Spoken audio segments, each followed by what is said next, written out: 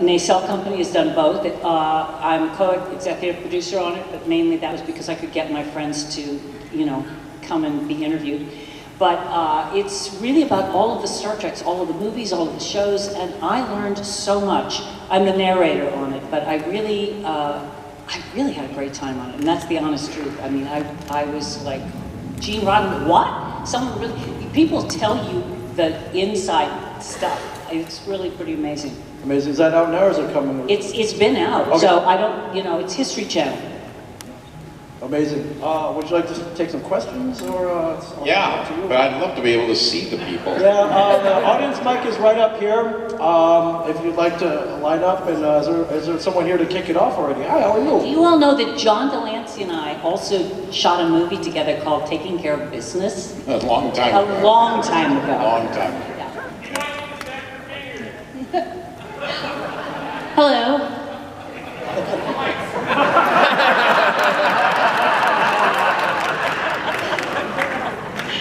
Hello. So I know you guys must answer a lot of questions. So my question is there a question that you're dying to answer that no one's ever asked you? And is there a question you wish people would stop asking you? Yes, there is a question that no one has asked me that I've always wanted to answer. And the answer is no.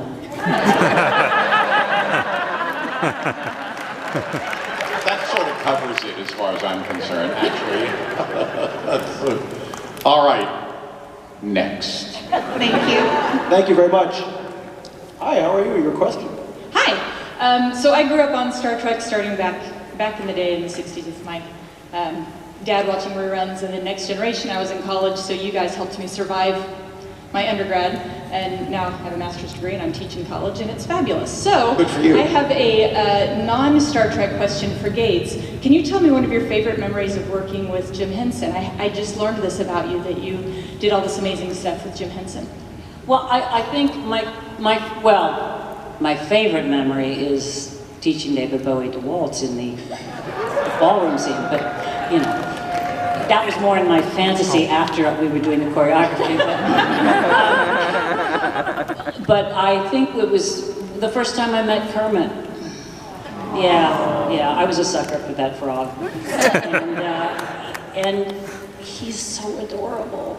And you really, you know, he just sort of, they trick you, they stay active when everyone's disappeared. It's something Jim used to do to everyone who was the first time doing a Muppet show of any kind, and I was doing the Muppets Take Manhattan. And they just all disappear. He gives them some signal. And I was so nervous. It was my first movie. It was like, you know, and I'm practicing my 2 lines, you know, like A Frog with a Musical, and I'm like going over it in my head. And the frog he's doing his practice too, and it was like, and he's like here, and I'm like, what are you doing? And he answered me, and I answered him back, and then I answered, and then I went, Jim, you know. they trick me because they're so real and lovable. Thank you. Thank you. Hi, so I'm sure you've been asked this before, but my question is kind of, what is your favorite Star Trek episode that you filmed? And maybe if you have a least favorite, something you didn't enjoy filming? Well, I haven't seen Picard yet, so I don't know what Picard looks like. I mean, there are some scenes... He's the bald. I kept on looking out there, and somebody was down here. Yes, I know. So I'm getting some glare from him. I haven't seen Picard, so I don't really know what that looks like. I mean, there were a couple of scenes in Picard that I thought, oh, these could be really, perhaps, iconic scenes. But so, without that to dip into, I would say All Good Things, for me at least, was a show that it was good. I thought everybody was clicking on all cylinders. Everything, the writing, the acting, the directing, everything was on all 8 cylinders. I think for me, my favorite, All Good Things was quite wonderful. But for me, actually, my favorite was directing Genesis. I really, really enjoyed myself.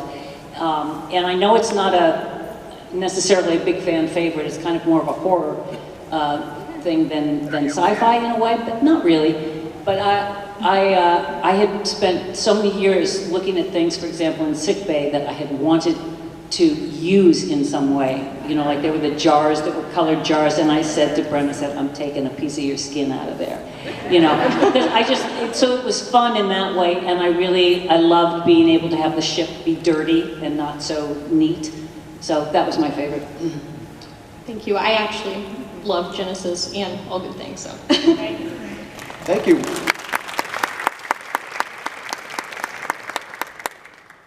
Hi. Welcome to KC, by the way. My question is primarily for Gates, but John, please chime in. What I think is great about Next Generation is, and when it came out with it, is that it's so much more in line with the Star Trek concept that Gene Roddenberry had originally presented, and so much more different and streamlined with his ideas than like original Star Trek. My question for you guys is, when you were filming the first season, and noticing how different it was, how much more maybe serious, dramatic, you know, less campy it was there ever like an aha moment for you guys where you're like, wow, we might have something here? Because I think maybe with the original concept, the producers thought that Gene Roddenberry's idea couldn't work. Was there a moment when you guys were like, wow, this is going to be awesome? I'm going to say something. When I first saw him do Q, I thought it was fabulous because it was so theatrical. And, That's another word for overacting. well, but you know, not everybody could pull off that character. I think that is very much the truth. And I thought it was great to have this sort of Shakespearean sort of level thing, heightened reality or whatever.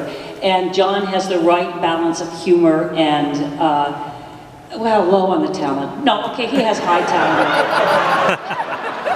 But I mean, I think that's when I started to feel, okay, this could be a platform for a lot of different things. And that was in first season, so there you go. I was told things afterwards. I became friendly with Michael Piller, who told me that if Star Trek, Next Generation, had not had a guarantee of 2 seasons, it would have been off on at the end of the first one. Yeah, he said it takes a while for any show to find itself, and so. That was something that was going on in terms of what it was that you were, you know, in terms of Gene being there, and this was his, you know, something he had worked on for a long time. That's just a bit of factoid. But I also think that the first season, to be honest, there was a lot of recycling of themes from the original series. Yes, yeah. And not all of them were equally good. Yeah. I think that, I mean, that's where I got into trouble. There was an episode I thought was so racist, and there was another one I thought was so sexist, and I did not know enough that you just don't sort of spat off about it. now I've learned. But at any rate, I think it was when it started to get into like the 3rd season, because again, even with Diana Muldaur's character, she's a wonderful actor. But it was like trying to make a woman bones. And one of the things that I thought was great in Gene's ideas for Next Gen was bringing in a younger generation, like to have Wesley Crusher, and he had a son. He had a son who was like that age. And I thought that was fantastic. It also was great to have a single parent. And, you know, there were so many things that were different. As John said, I think it does take several years to find the place, and we found it, I would say, more 4th, 5th season, 5th. Oh, yeah. well, I would have said it earlier than that, yeah. You know, something, Gates and I sometimes do the Star Trek cruise, which at first we were all a little horrified at the idea of being, you know, with 3,000 fans for which you kind of go, well, my God, there's absolutely no escape. But we've come to really enjoy it. It's become, you know, a lot of fun. So in any case, last year, I don't even know. No, we just did one, or I just did one. Yeah, it was this year. Yeah, so in any case, I'm in my room, and you know, we work a lot on these things. But in the room, I had the television on, and because it's a Star Trek cruise, every channel is Star Trek. So I'm like, oh my God, you know. But it gave me an insight into something which I had never experienced before, and that is that I'm not telling secrets out of school here. Most of us really don't watch the show. You are the experts. We are not. We do the work. We are very clear about what it is that our character is, and what the story is, and what have you. But even with Picard now, I mean, I shot it, I don't know, less than a year ago, and people are coming up to me and they're saying, oh, I love the scene where you go, and I go, I don't kind of remember that scene. And, so in any case, I am watching. I would go on, and just to kind of decompress, I would turn on an episode, and it would be classic Trek, and then Next Gen, and then Deep Space Nine, and then Voyager, and then whatever the other one is that nobody knows about. And I would never watch any of the episodes fully, but I began to watch how they were shot, and the feeling that I got from them. And I have to say that at the end, I went, you know, I really like classic Trek. It's very simple. The colors are really bright. The sets are a little very stagey. And I just was like, oh, I can kind of calm down and relax a little bit watching classic Trek. It was my first time to be able to see all of it together. And every once in a while I would come across, you know, I go, oh my God, that's me. I don't want to see that. So, But so what's interesting with Picard is how much the cameras have evolved. They pick up light in all kinds of ways. Like they would pick up faces in a way that I go, it's so dark, how can you see faces? But actually you can, because they're so sensitive to light. And also the way there's, the difference for me was doing Picard, there were always 4 to 5 cameras. Yes. Simultaneously. You have a camera, every angle, someone's doing close-up here, so, I mean, it's amazing. And then you have people doing moving cameras. So that's exciting. I loved having that experience this time because, I don't know, it's the choreography part of me. I really love seeing how things, what movement does to these things, and they had different camera equipments and lots more cranes that had different lenses. So I'm really looking forward to seeing this Picard, what we shot, because it's cinematic and gorgeous. The thing that's always hard when you're an actor is you go, oh, they cut that part, that was my favorite part, and I'm no longer there. That happens all the time. But, you know, and it's also horrible to watch yourself on screen. It's really, it is. Takes a while. Yeah, it does. Just see nothing but things you don't like. Oh, I wish I'd done that. Oh my God, my nose. Oh, you know, it's just like, it's intense.